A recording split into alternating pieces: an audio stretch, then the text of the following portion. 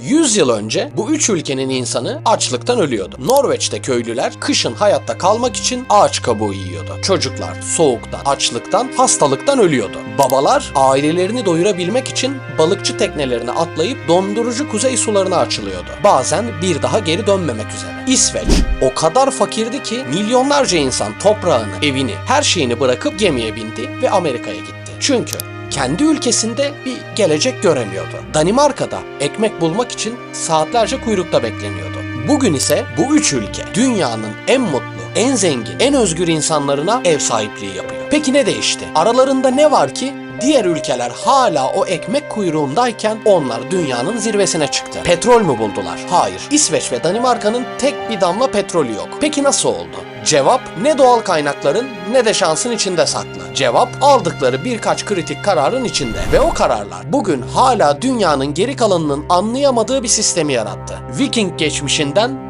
Nazi işgaline, dünyanın zirvesine uzanan hikaye, Norveç, İsveç ve Danimarka'nın gerçek hikayesi. Hazırsanız başlayalım. Bugün Norveç, İsveç ve Danimarka denince akla ne geliyor? Temiz şehirler, mutlu insanlar, dünyanın en iyi eğitim sistemi, en düşük suç oranları, en yüksek yaşam kalitesi. Ama 1000 yıl önce bu toprakların adını duyan Avrupalılar titriyordu. Çünkü bu topraklardan gelen insanlar tarihin gördüğü en vahşi savaşçılardı. Onları Vikingler olarak biliyoruz.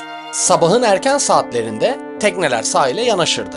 Köylüler uyandığında iş işten geçmişti.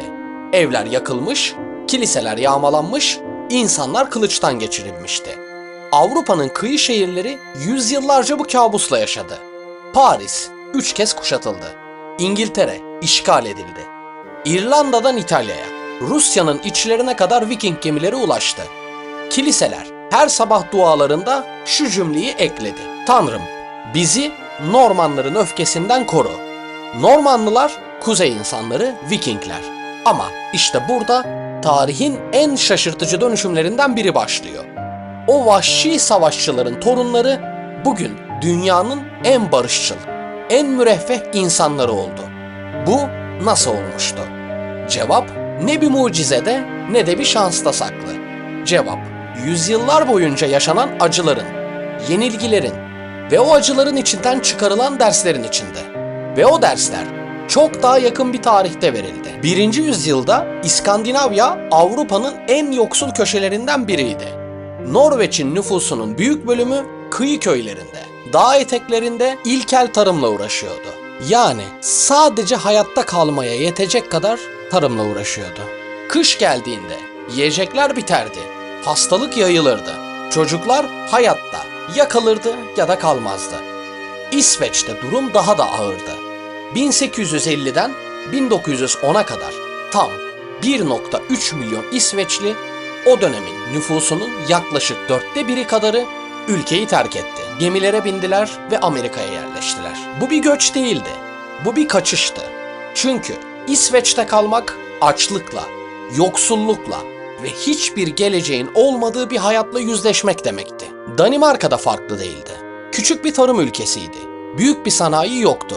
Büyük bir ordu yoktu. Büyük bir güç yoktu. Peki bu üç ülke nasıl dönüştü? Cevap savaş meydanlarında değil, bir fikrin tohumunda saklıydı ve o tohum en beklenmedik yerde filizlendi. Danimarka'nın küçük köylerinde. Danimarka bir savaşta büyük bir toprak parçasını Prusya'ya kaptırdı. Bu küçük bir ülke için büyük bir yıkımdı. Ama tam o yenilginin içinden tarihin en ilginç dönüşümlerinden biri doğdu. Danimarkalı lider Grundtvig halkına şunu söyledi: Dışarıda kaybettiğimizi içeride kazanacağız. Ve bunu gerçekten yaptılar. Köylüler bir araya geldi. Kooperatifler kuruldu. Küçük çiftçiler tek başlarına yapamadıklarını birlikte yaptılar. Ortak mandıralar kuruldu. Ortak tahıl depoları. Ortak pazarlama ağları.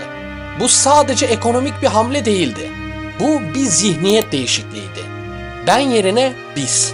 Rekabet yerine dayanışma. Kısa vade yerine uzun vade. Ve işe de yaradı. Danimarka'nın kooperatif modeli kısa sürede İsveç'e ve ardından Norveç'e yayıldı. İşçi hareketleri güçlendi. Sendikalar kuruldu.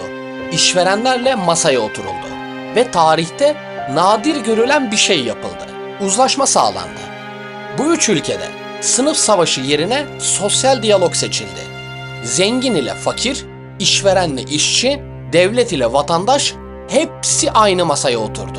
Ve o masadan bugünkü İskandinav modelinin temelleri çıktı. Ama bu tablo çok güzel olsa da çok kısa sürecekti.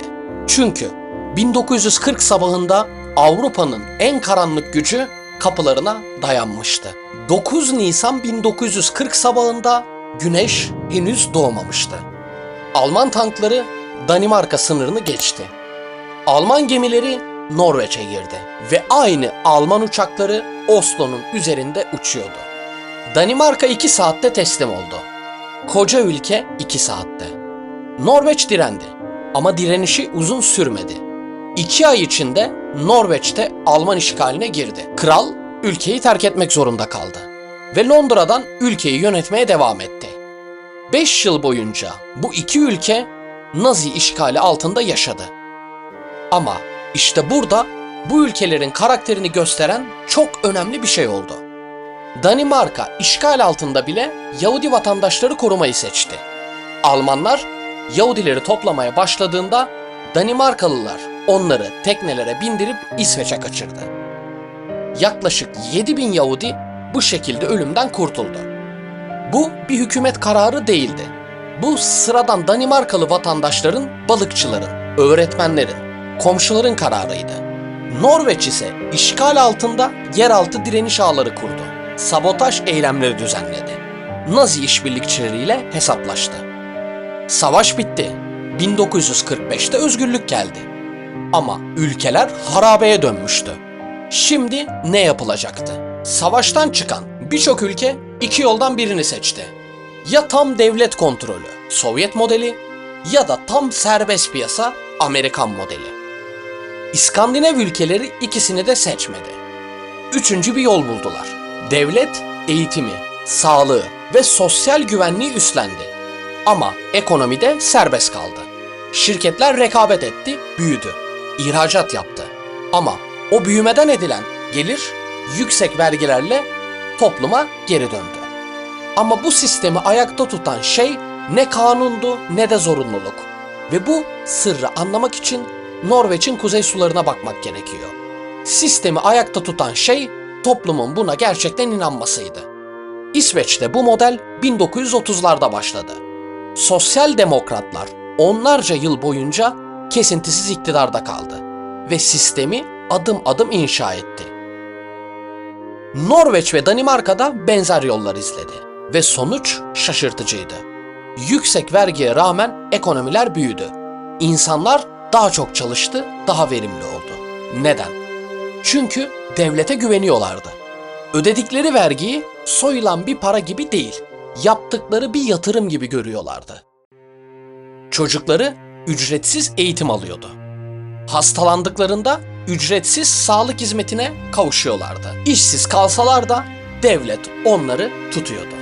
Ve bu güven bir kısır döngüyü değil, kendi kendini besleyen bir döngüyü yarattı. 1969'da Norveç'in kuzey sularında bir sondaj kuyusu açıldı. Ve o kuyu tarihin gördüğü en büyük petrol rezervlerinden birini gün yüzüne çıkardı. O an Norveç için hem büyük bir şans hem de büyük bir tehlikeydi. Çünkü tarih boyunca petrol bulan ülkelerin büyük bölümü zenginleşemedi. Aksine yoksullaştı. Kurumları çürüdü. Yolsuzluk arttı. Ekonomi tek bir kaynağa bağımlı hale geldi. Buna kaynak laneti denir. Norveç farklı bir karar verdi. Petrol gelirlerini doğrudan harcamak yerine bir fona aktardı. Bu fon bugün dünyanın en büyük egemenlik fonudur. 1,7 trilyonun üzerinde. Ve bu fondan her yıl sadece belirli bir yüzde harcanır. Geri kalanı gelecek nesiller için biriktirilir. Bugün bu fon dünyanın en büyük yatırımcılarından biri. Apple, Microsoft, Amazon, dünyanın sayılı büyük şirketlerinin neredeyse hepsinde Norveç'in hissesi var. Bir Norveçli bebek doğduğu anda teorik olarak milyonlarca dolarlık bir servetin de ortağı oluyor. Ama o parayı bugün harcayamıyor. Çünkü o para ona değil, onun torunlarına ait. Norveç'in bugünkü her vatandaşı teorik olarak bu fondan milyonlarca dolarlık paya sahip. Ama o parayı bugün harcayamaz. Çünkü Norveçliler şu anda doğmamış torunlarını düşünüyor. Bu Viking atalarından kalan bir miras, bir zihniyet değildi. Bu bilinçli olarak inşa edilen bir karardı. Ve o karar bugün Norveç'i dünyanın en zengin ülkelerinden biri yapıyor. Dünyanın her köşesinden araştırmacılar bu ülkelere geliyor. Tek bir soruyu sormak için. Nasıl yapıyorsunuz?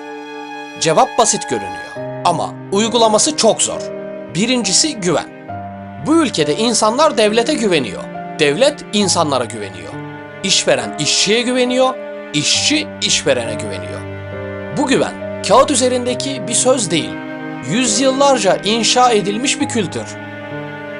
İkincisi, uzun vadeli düşünme. Norveç Petrol Fonu bugünkü nesil için değil, yarınki nesil için biriktiriyor.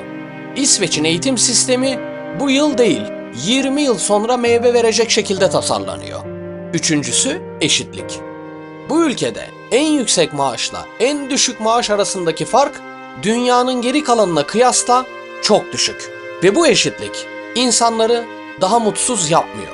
Aksine daha üretken yapıyor. Ve işte şaşırtıcı olan şu. Bu ülkede milyarderler var. IKEA'nın kurucusu İsveçli. Spotify İsveç'ten çıktı. Lego Danimarka'dan. Yüksek vergi girişimciliği öldürmedi. Aksine herkesin eşit başladığı bir zeminde daha güçlü filizlenmesini sağladı. İskandinav mucizesi petrolün hikayesi değildi.